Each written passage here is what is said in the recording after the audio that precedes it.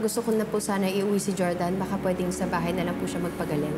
But I will be needing a copy of his diagnosis from his psychiatrist.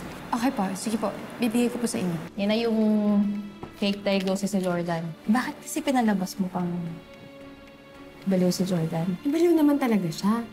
Baliw siya for thinking na makakawala pa siya sa akin. Leon, salamat ah. Masigurado ka lang na okay na si Jordan. Makakamove on na tayong lahat. Paalisin niyo na ako dito! Gusto ko lang umalis dito! Ano ba? Ano ba? Tawan mo ko!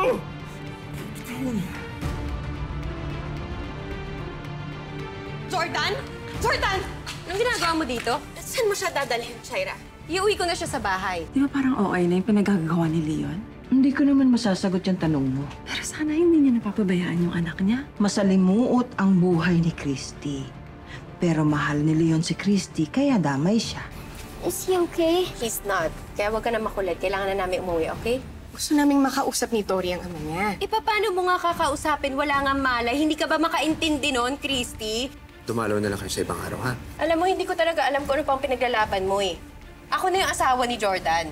At wala akong ibang gusto kundi umayos yung kalagayan niya. Naiintindihan mo ba yon? Karapatan ni Tori ang ipinaglalaban ko dito, Shaira. Eh kaya nga, hinayaan ko na kayo makita si Jordan, di ba? Ano pang inaarte mo? Sige, sasama kami. Hindi pwede. Ano bang plano mo? Hindi ka talaga titigil, no? Ang plano ko, pagalingin yung asawa ko. Akala mo ba madali itong pinagdadaanan namin, Christy? Nakikita mo ba yung lagay ni Jordan? Kailangan niya na magpahinga. Kailangan niya magpagaling. Kailangan ko pang ayusin lahat ng to sa kwarto niya. All of this stuff and equipment, kailangan ko pa ayusin. Naiintindihan mo ba yon? Bukas dumalaw kayo kay Jordan. Ha? Ano? Pwede naman bukas dumalaw, di ba? Sige. Wala naman akong choice eh. Bukas na bukas, dadalaw kami ni Tori sa umaga. Wonderful. Halika na. Anak, magpaalam ka na sa daddy mo.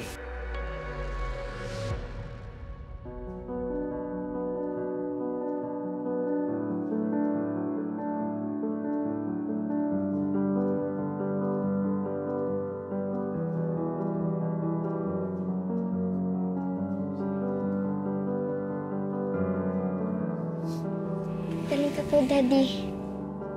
I love you po. O sige na, tama na yan. Kailangan na namin umalis. Anak, halika na. Please, pakiakyat na siya. Dito. Sige na, magkikita naman kayo bukas eh. Bukas na lang ha. See you tomorrow.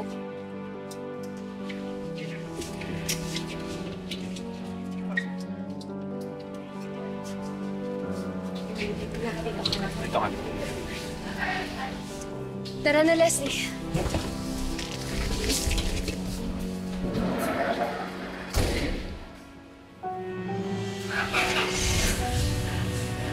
Usukan ka.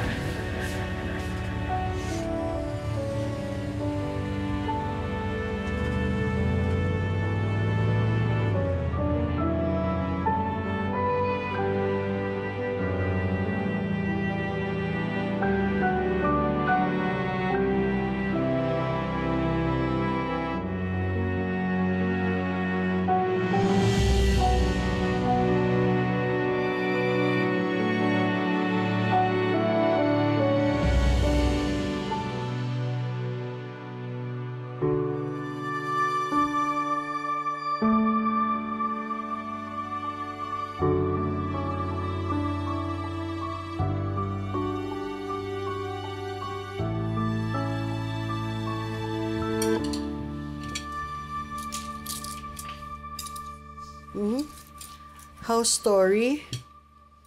Nagpapahinga na po, Ma.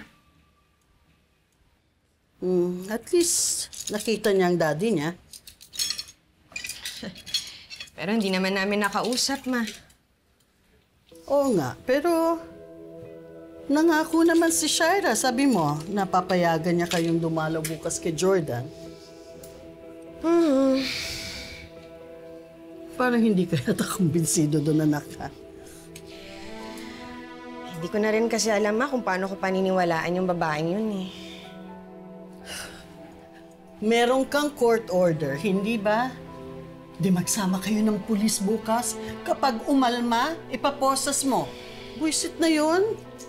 Hindi naman po kasi yun yung inaalala ko, Ma. Ano? Parang kasi... Ewan ko ba, Ma? Parang iba yung kutob ko. Like? Bakit napaaga yung labas ni Jordan sa ospital? Bakit parang wala siyang malay kanina? Well, anak, hindi naman siguro i-discharge ng hospital si Jordan kung walang pahintulot ng doktor, hindi ba? Anyway, bukas magkikita kayo. Sa kanya mo na lang itanong lahat ng gusto mong malaman para mapanatag ang loob mo. Sana nga, Ma, mali ako.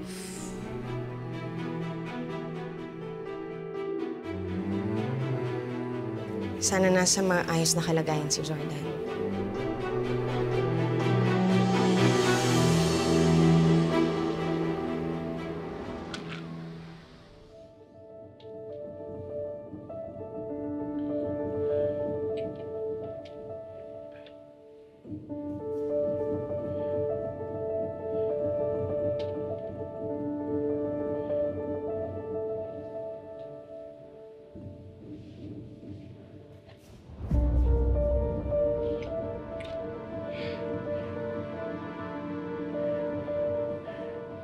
Nasaan ako?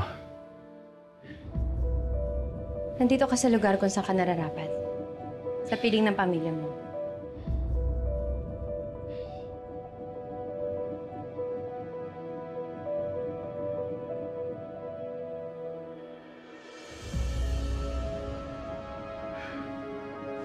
Suotin niyo lang po yan. Huwag niyo pong huhubarin para maalala niyo po kami. Saan nakuha yung bracelet mo? Anong bracelet? Yan, ibalik mo sa akin yan! Akin yan! Tori. Gawa ni Tori to. Nandito siya.